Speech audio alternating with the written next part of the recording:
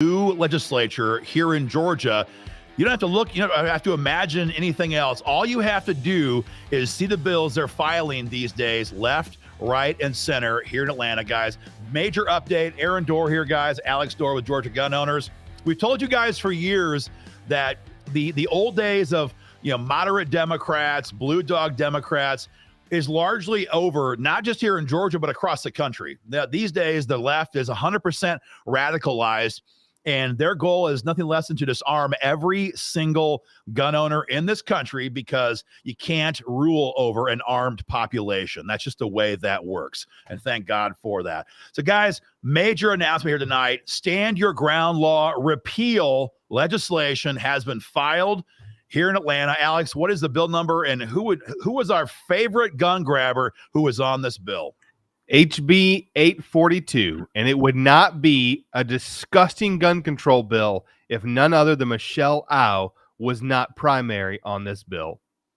Yeah, guys, you guys know the name Michelle Au. She is the lead sponsor or the lead co-sponsor on basically every gun control bill in the pipeline right now here in Atlanta. She is on this one as well. And guys, their goal is very simple. If you ever think you have the right to defend yourself and you pull your firearm, let alone use your firearm in a self-defense situation, they want to put your backside in prison. They want to do it to me. They want to do it to you, Alex, and to everybody watching. They want you in prison if you dare commit the crime, note the heavy sarcasm, of self-defense. We're going to break down the bill for you guys here in a moment. I'm going to show you line by line what we're talking about.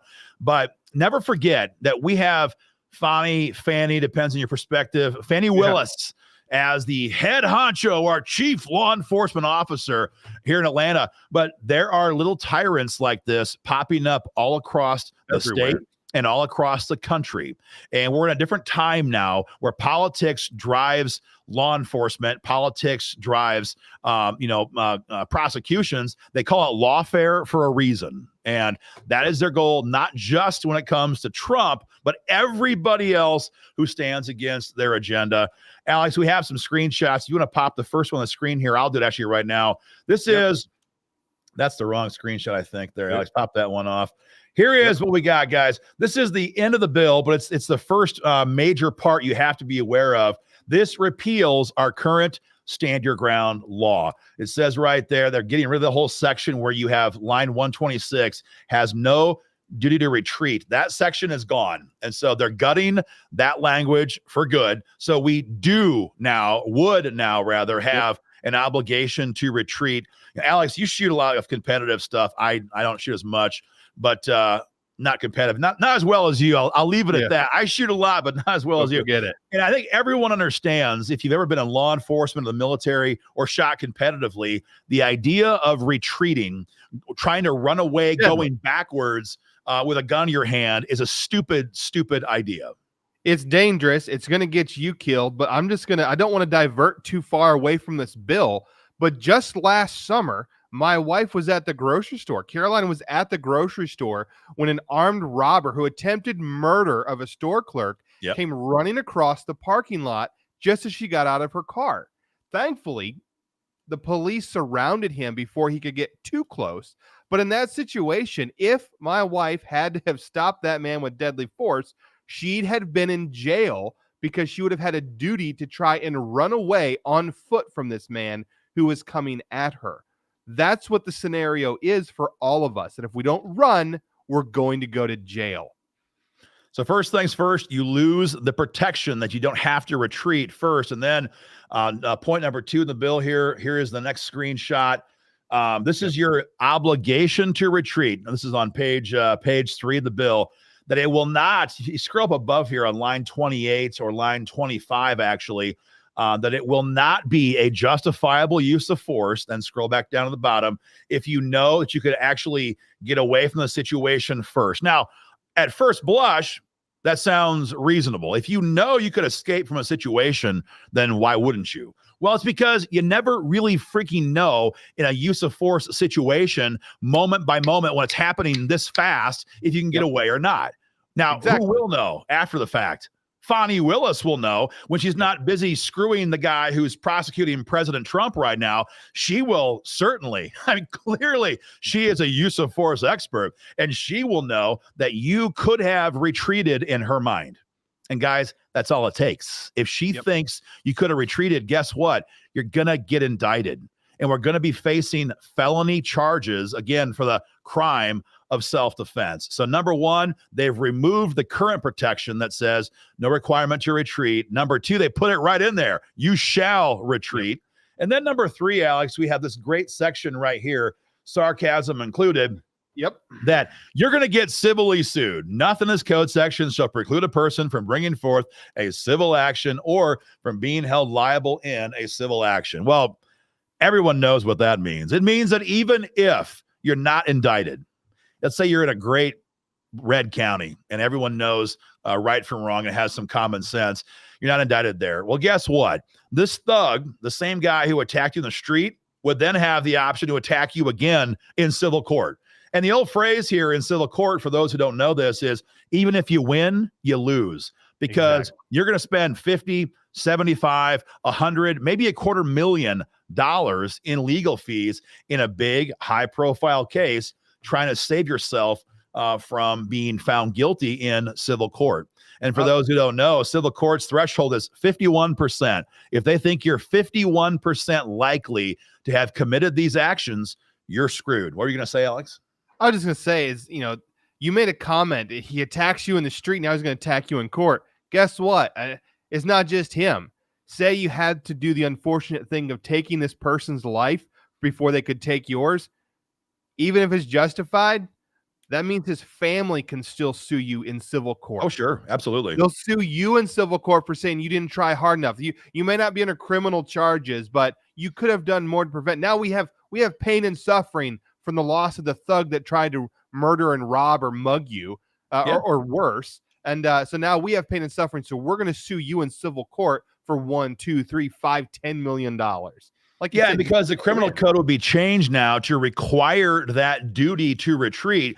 Their legal team is going to have that much more material to use against you in court. I mean, if everyone knows that going to downtown Atlanta is like to be avoided at all costs. Going to the Capitol, Alex, every time I go to the Capitol, it is like we're taking our lives in our hands. We park in the Pete Hackney building 3 blocks away from the Capitol. You and I both do. Most of the time we do.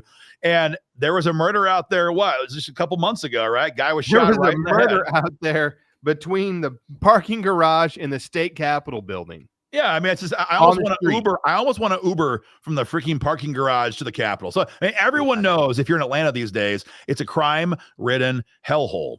And everyone knows now, or we should know now, that if we dare use our firearms in Fulton County, if this bill passes, HB, 842, we're done. And one last major development about this bill. Some people might say to yourselves, you know what, Aaron, I get it. And God bless you guys for going downtown. But I live in a great county. I'm up here in Dalton County. I'm over here in some red county. No one's going to screw with me. My sheriff gets it. My county prosecutors, they're solid guys. I know them. I know her, whatever.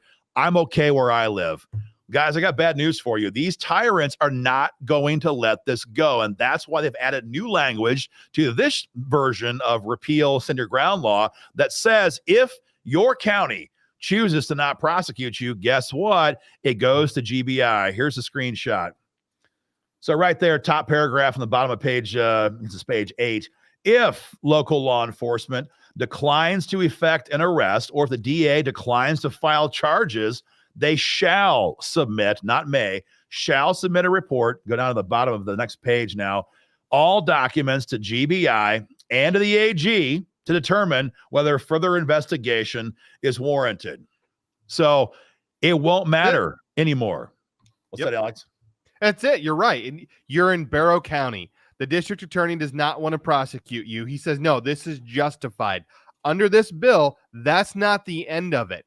Now the attorney general for the state of Georgia and GBI get to take another pass at you. They get to try you on their own under this bill. Aaron, have we seen this in any other state that's tried to repeal stand your ground, or that doesn't even have stand your ground, where the local prosecutors have to turn it over to the AG?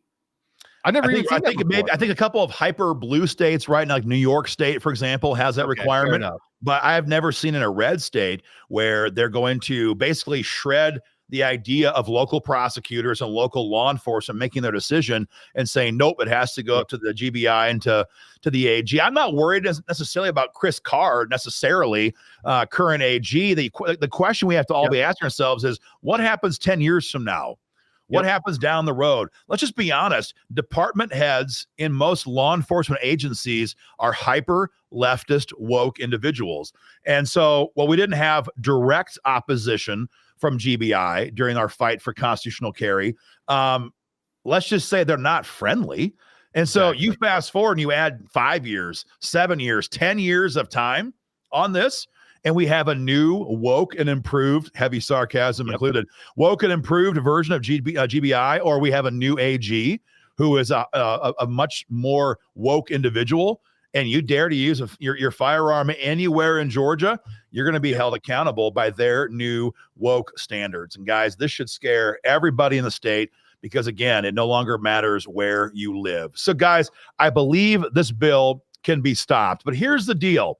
Not going to mention a whole lot of names. We're kind of pressed for time tonight. We have seen in the recent past Republicans in leadership here in Atlanta who have supported previous iterations of this bill. And our concern here at GGO is very simple. If we have, God forbid, more mass shootings anytime this calendar year, the intensity and the support for these types of gun control bills will grow amongst the Rhino Republican caucus. Because let's be honest, there's not a ton of hardcore raging conservatives right now here in Atlanta. And many of our Republican leaders have a weather vane mentality, put their finger in their mouth or somewhere else, and they raise it above their head. They gauge which way the wind's blowing, and that's how they decide gun policy.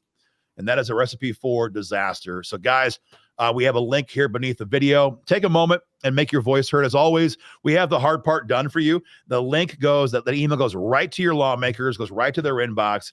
Take a moment, add your name, make sure everyone knows that not only should you vote no on this freaking gun control bill, we want you to pass gun bills. We want you to expand our freedom. We don't have a lot of time left.